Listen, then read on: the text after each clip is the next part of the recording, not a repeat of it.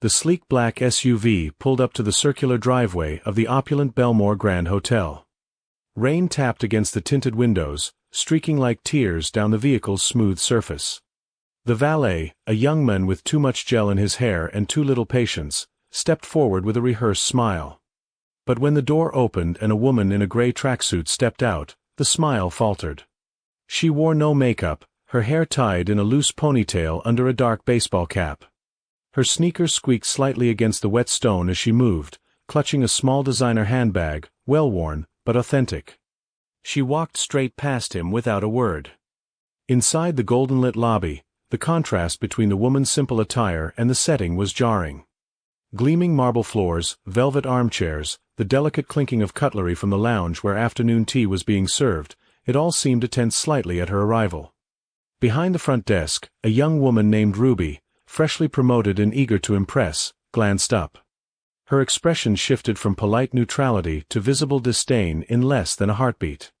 "Excuse me," the woman in the tracksuit said, her voice low but firm, touched with a slight Eastern European accent.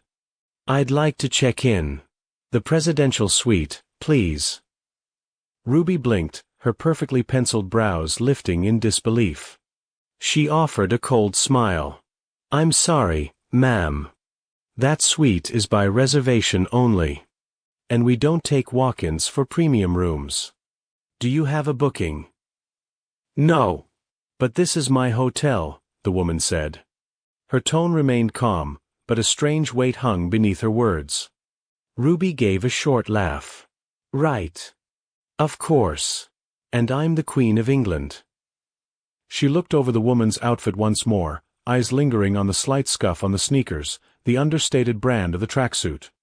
"Look, we don't want to be rude, but we have a dress code, and honestly, this isn't the kind of place where you can just wander in asking for the top suite." The woman stared at her, eyes narrowing just slightly. "Do you know who I am?" "No," Ruby replied flatly. "And I don't really care. We've had people pretend to be all sorts of celebrities just to get a free night. We don't fall for that." "I'm Melania Trump," the woman said. "This hotel was a wedding gift. It's in my name." Ruby gave her a long, measuring look, then turned to whisper something to the man standing beside her, a shift manager named Greg. He looked over at the woman, then chuckled quietly. "She says she's Melania Trump." "You're kidding," Greg muttered. "Should we call security?" "She wants the presidential suite. In a tracksuit." Ruby smirked and turned back. "I'm sorry, but we don't entertain impersonators, and you're disrupting other guests. We'll have to ask you to leave." Melania didn't move. "You think I'm lying because I dress like a normal person?" "We think you're lying because Melania Trump doesn't just walk into a hotel looking like she just came from the gym." "Maybe she does," Melania said, tilting her head. "Maybe she wants to see how people treat others when they think they have no power." Ruby's face stiffened. Greg stepped forward. "Ma'am, please leave, or we'll be forced to contact hotel security." "Do that," Melania said simply, her voice now colder. "Call your security." Ruby was already dialing, lips curled into a superior smirk. "This is insane," she muttered.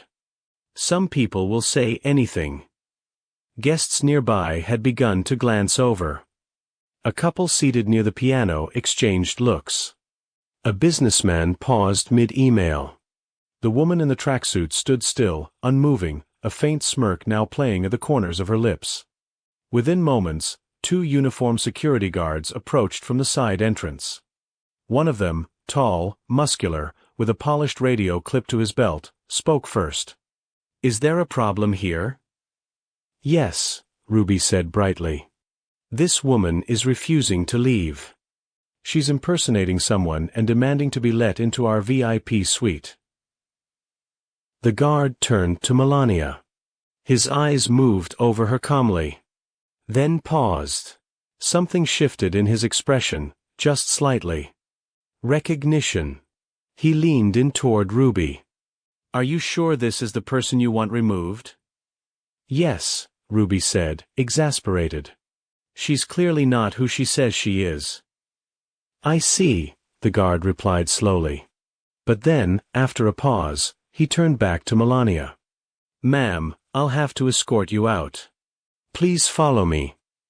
Melania held his gaze for a moment, then nodded once. You'll regret this, she said, not in anger, but in cool assurance. Ruby laughed out loud. Oh, I'm shaking. You will be, Melania said as she walked calmly beside the guard toward the exit. Heads turned. Some people began whispering. Outside, the SUV was still waiting. As she stepped in, the driver looked at her in the mirror. All good, ma'am. Come back in 2 days, she said. Bring the full team.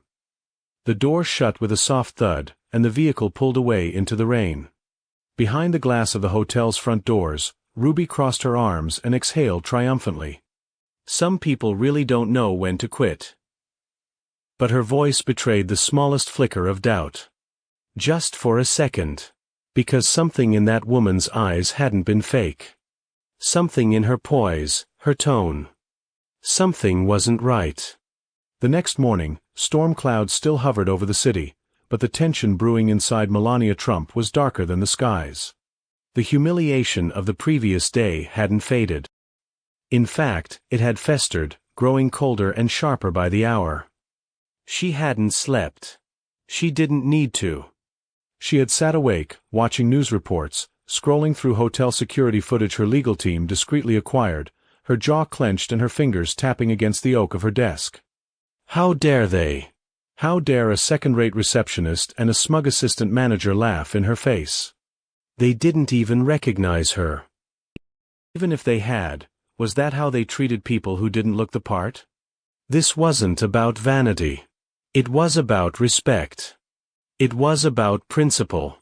Back at the Belmore Grand, Ruby was retelling the story of the crazy woman in the tracksuit to the morning staff, dramatizing every line with exaggerated impressions.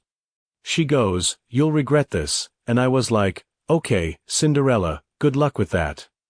Laughter rippled through the small group behind the counter. Greg high-fived her. "You handled it like a pro." "It was just ridiculous," Ruby said, straightening her blazer.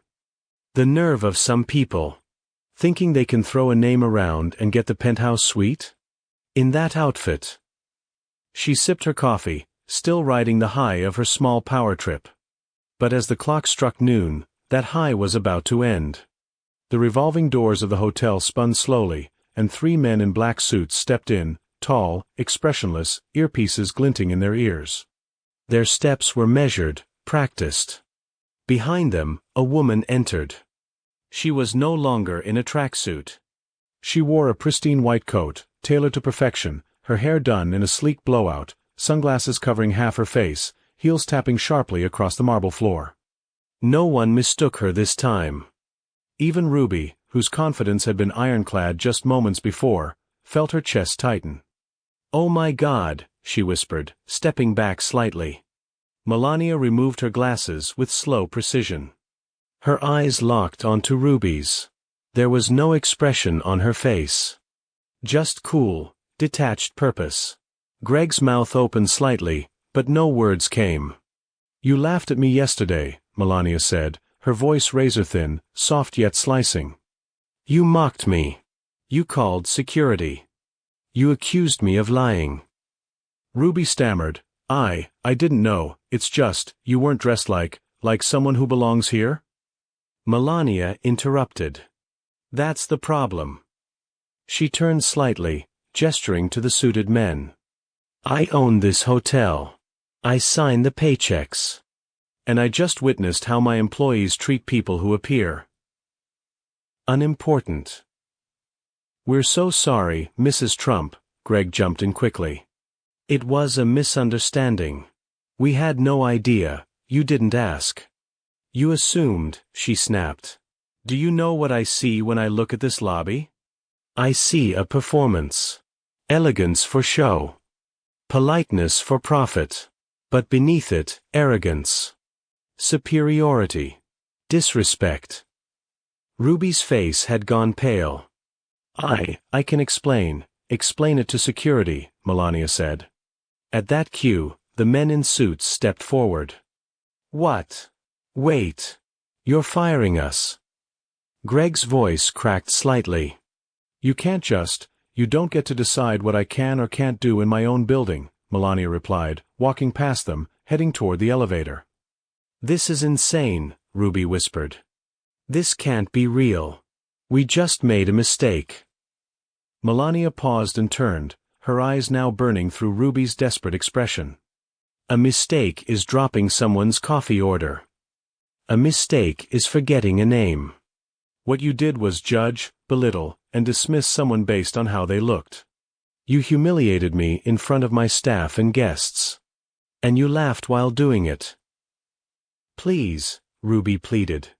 Please don't ruin our lives over this. Melania's voice dropped. I don't ruin lives. You did that yourselves. The elevator doors opened, and she stepped inside without another word. Greg started shouting, trying to appeal to the hotel's senior management, but no one moved. No one dared. The suited men calmly escorted them out through the same revolving doors they had once ruled. That evening, the Belmore Grand was quieter than usual. A few guests whispered about what had happened. The story had already begun spreading, discreetly, in hushed tones, then louder, online. People tweeted about how a billionaire owner had been mistaken for a nobody and thrown out of her own property. By morning, it was viral. Melania watched from her private suite, yes, the suite, sipping tea as her assistant read her headlines. She didn't smile. She didn't gloat. There was nothing to celebrate. She felt only cold resolve.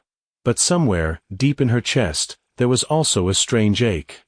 Not quite sadness, not quite anger. Something heavier. Something more personal. The receptionist hadn't just insulted her. She had reminded her of all the times she'd been dismissed, ignored, underestimated. Even before the First Lady title. Even before the wealth. She'd thought those days were behind her. But class, she realized, was rarely about wealth. It was about perception. And perception was fickle. A day passed. Then another. The hotel had scrambled to patch its PR disaster. A statement was released. Ruby and Greg were gone. Or so everyone thought. On the third day, Melania walked through the staff wing of the hotel, inspecting operations herself. She liked order. Cleanliness. Standards. And then, in the hallway near the kitchens, she saw her. Ruby. In a black suit, different hair, new name tag, Marina. She froze mid-step when she saw Melania. You. Melania said, stopping. I thought I fired you. Ruby, Marina, looked terrified. You did. No one else would hire me. I begged HR for any position, even cleaning. I just needed a job. I'm sorry. Silence stretched between them. Why did you come back? Because I needed to learn. I didn't deserve kindness then, but I want to earn it now. Melania studied her, then turned to leave. But just before she did, she said quietly, kindness isn't earned. It's given. That's what you never understood. She walked away without looking back. And yet, a week later, Marina found herself promoted to guest relations assistant. Not because Melania had forgotten. But because she hadn't. It was exactly 48 hours later when the city saw the return of the woman they had mocked, dismissed, and escorted out like a trespasser. This time, the approach was different. The convoy of black vehicles that curved into the Belmore Grand's marble driveway was not subtle. First came the sleek security SUVs, then the bulletproof limousine, and finally a trailing vehicle with a presidential flag fixed to its hood, not an official one, but the symbolism was loud. The doormen outside stiffened, straightening their jackets, unsure whether to salute, run, or pretend not to notice. Guests inside turned toward the entrance in slow waves of curiosity. The hotel's general manager, Charles Remington, who had only just returned from a vacation and had missed the previous incident entirely, had been alerted just minutes before. "Ma'am, there's a situation," his assistant had whispered, wide-eyed. "She's back." "Who?" he'd asked, still tucking his tie into his vest. "Melania Trump." That stopped him cold. "What do you mean back?" he asked, heart skipping. "She was here before? You need to come. Now."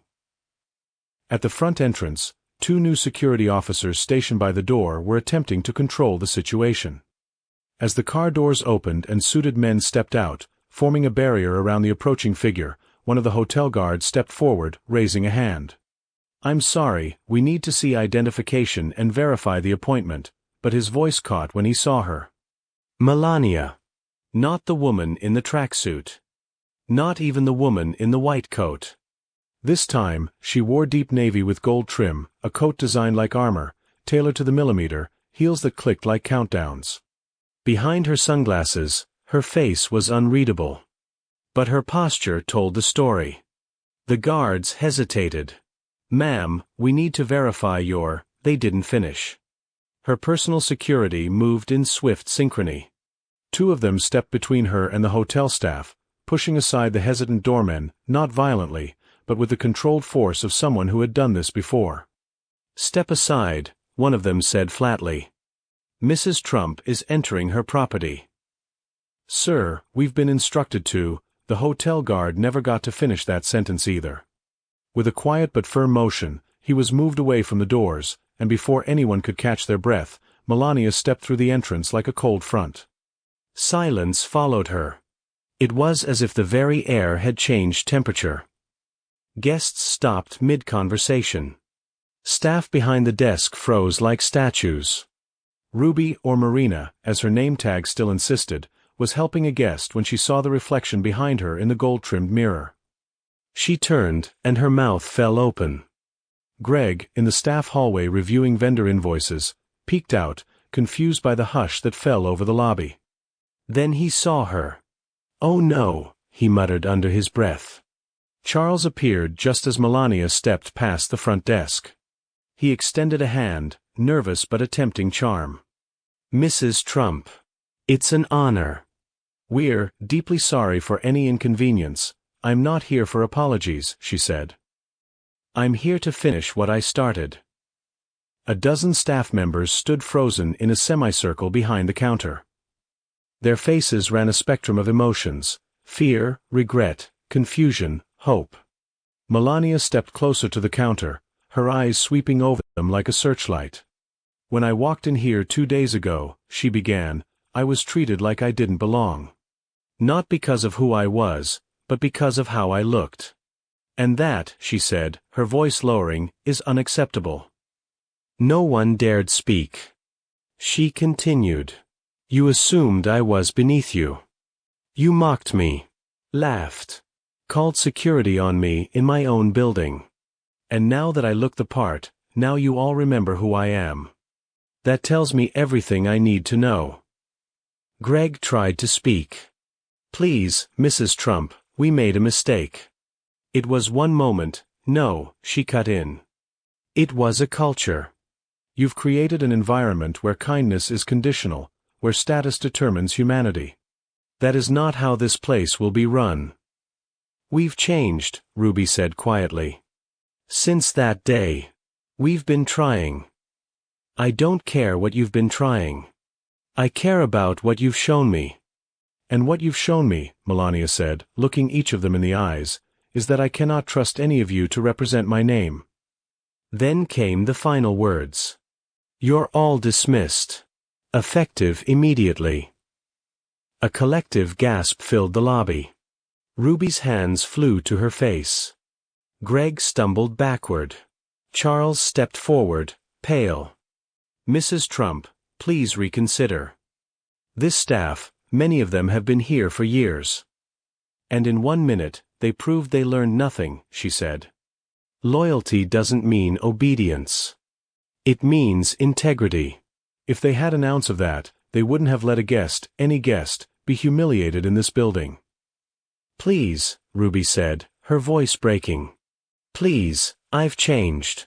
I stayed here working the lowest position I could find just to prove. It's too late, Melania said. But as she turned to walk away, something stopped her. Maybe it was the crack in Ruby's voice. Maybe it was the wide-eyed look of the young bellboy at the edge of the room, still clutching a luggage cart like a shield.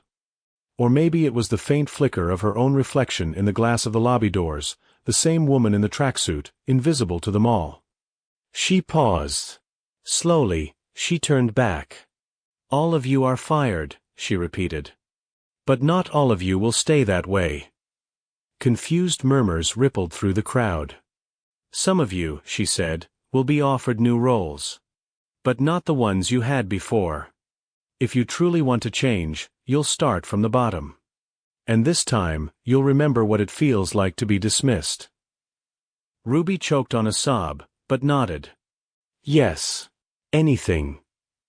Greg, silent and stunned, simply lowered his head. Melania looked over the rest. Kindness is not a favor. It's a responsibility. You don't get to choose when to offer it. She turned to Charles. Make the arrangements. Clean house. Re-interview everyone. Anyone who refuses to start over doesn't come back. Yes, ma'am, he said. Her guards began to escort her toward the elevator again, but this time the energy was different. There was no defiance. No doubt. Only awe. As she stepped into the suite, she didn't smile. She didn't feel victorious. There was no pleasure in watching them suffer. But there was a calm, solid satisfaction in knowing that justice, however uncomfortable, had been served. That evening, in the quiet of her suite, Melania sat by the window, sipping a simple herbal tea. The city twinkled beneath her like it was holding its breath. Her assistant stepped in, holding a folder of new staff evaluations. They're all willing to reapply, she said softly. Melania nodded. Good. Let's see who's willing to grow. Then she closed her eyes, leaned back in the velvet chair, and whispered to herself, let's teach them how to see.